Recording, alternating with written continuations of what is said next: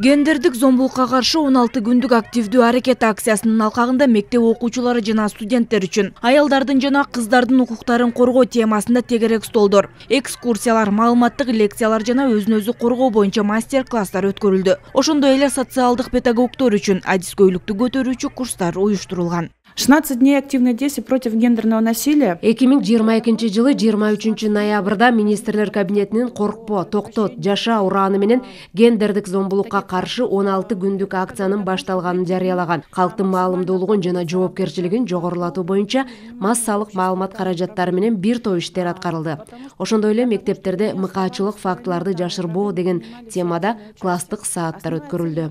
Адистер белгилегендей, зордук зомбулукка кабылгандардын көпчүлүгү мигранттардын жана оор турмуштук шартка кабылган үй бүлөлөрдүн балдары. Жыл башынан бери Ордо калаада эле мындай 103 факт катталган. Азыркы күндө бизде 7 факт катталган. Ленин району боюнча биз балдарга карата статистиканы берип атам.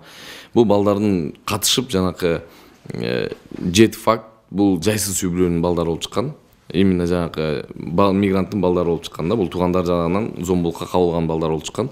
Бул балдар боюнча биз процессуалдык жумуштарды жүргүзүп, жанакы социалдык мекеме менен жумуштарды алып барып, мектепте дагы ошондой колдоо көрсөттүрүп, ошо балдарды биз өзүбүздүн карамагыбызга алганбыз. Ордо калаада үй бүлөлүк зордук зомбулукка кабылган балдары бар аялдар үчүн аялзат кризистик борбору иш алып барат. Ага быйыл 756 аял кайрылган.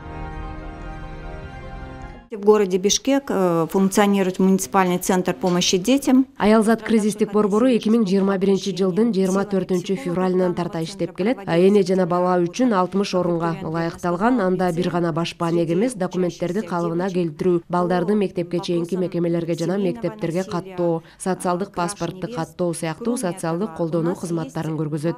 Өткөн жылы Бишкек шаары боюнча балдарга карата 113 зомбулук фактысы катталган. Вице-мэр белгилегендей, гендердик зомбулукка каршы 16 күн акциясы мамлекеттик жана муниципалдык органдар башка убакта иштебейт дегенди билдирбейт.